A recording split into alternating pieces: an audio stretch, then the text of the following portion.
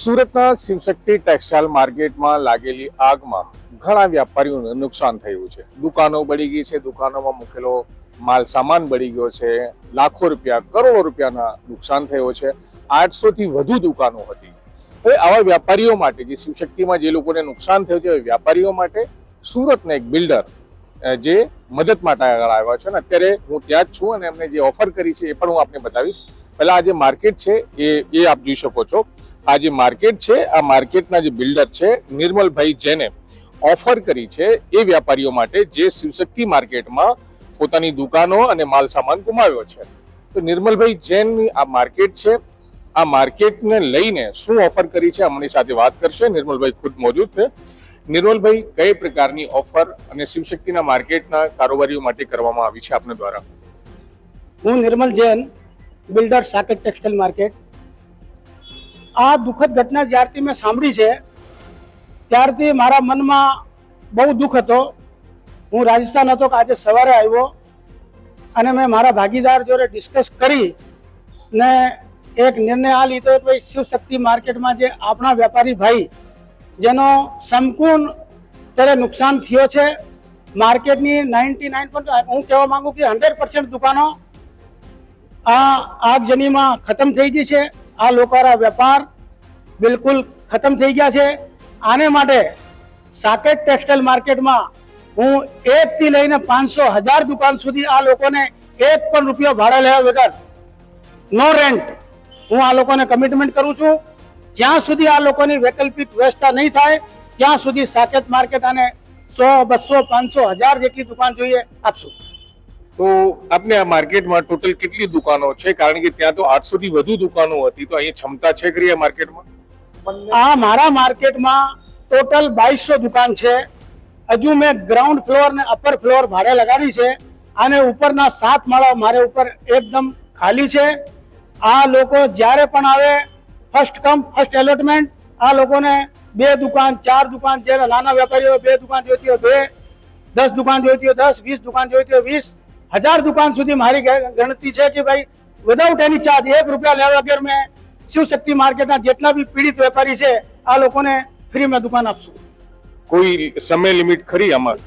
જ્યાં સુધી આ લોકોને વૈકલ્પિક વ્યવસ્થા નહીં થાય ત્યાં સુધી હું કમિટમેન્ટ છે કે ભાઈ આને વધારે વધારે 1 વર્ષ સુધી હું આના પાસેથી 1 રૂપિયો હું ભાડો નહીં લઉં. બિલકુલ. શું નામ છે તમારું? દિલીપ અગ્રવાલ. શું કેવું છે તમારે આ ભાઈની? એ અમારે ભાગીદારે જે કીધું આમાં અમે બધા સહમત હતા.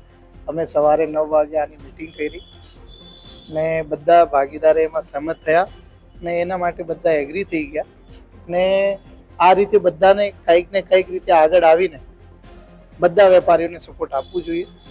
ને હજી અમે લોકો વિચાર કરીએ છીએ કે હજી એમને કેવી રીતે શું સપોર્ટ આપી શકીએ એ પણ અમે હજી અમારી મીટિંગ ચાલુ છે ને આ રીતે અમે લોકો ગોઠવણ કરીને આનું એક આગળ પહેલું કદમ આર્થિક રીતે પણ મદદ કરવાની ઈચ્છા ધરાવો એવી વિચાર અમે લોકો કરીએ છીએ કે કોઈને કેવી રીતે શું અમે એક કરી શકીએ. અમારા ભાગીદાર તુલસીભાઈ છે, રાજુભાઈ ચાંડક છે, બધા અમે લોકો 4 જણા ભેગા થઈને પિનલભાઈ છે, જે અમે મીટિંગ કરીને શું હજી વધુથી વધુ કરી શકીએ એ અમે એક મીટિંગ હજી કાલે ગોઠવાના છે. તો બિલકુલ નિર્મલભાઈ આજે અગ્રવાલભાઈ છે, બંને દિલીપભાઈ બંને પાર્ટનર છે અને તેઓ આપણે સાંભળ્યા છે. બીજા લોકો પણ જેની સાથે વાત કરીશું તેઓ શું કહી રહ્યા છે. શું નામ છે આપનું? अमित शर्मा खंडेला. અમિતભાઈ, આ લોકો જે જાહેરાત કરી છે એને લઈને શું કહેવું છે તમારું? साकेत टेक्सटाइल मार्केट के सभी भागीदार ने आज जो तकलीफ शक्ति मार्केट में सभी व्यापारी के साथ ये खड़े हैं. सुबह हमने निर्मल भाई से आग्रह किया कि ब्रोकर एसोसिएशन भी आपके इस कदम में साथ है. जहां भी कोई भी ब्रोकर से कोई भी व्यापारी कोऑर्डिनेट करेगा तो हम बिल्डर तक उनको मदद करने जो हमसे सही होगा ब्रोकर एसोसिएशन भी इस कड़ी में बिल्डर के साथ है. बिल्कुल. आपका नाम? बसंत खेतान. आप क्या कहेंगे इस मामले में?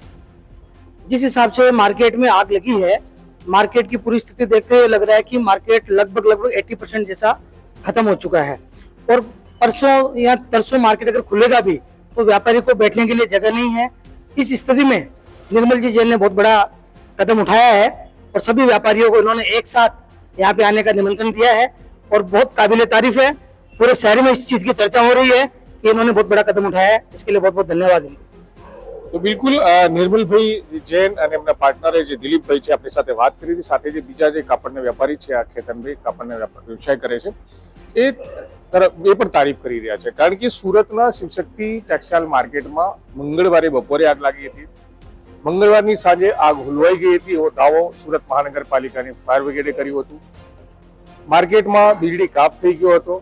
બુધવારે સવારે ફરીથી આગ લાગી હતી અને આખો દિવસ આગ ચાલી. બુધવાર રાત્રે આગ ચાલી, ગુરુવાર થઈ ગયો, દિવસમાં પણ આગ ચાલી.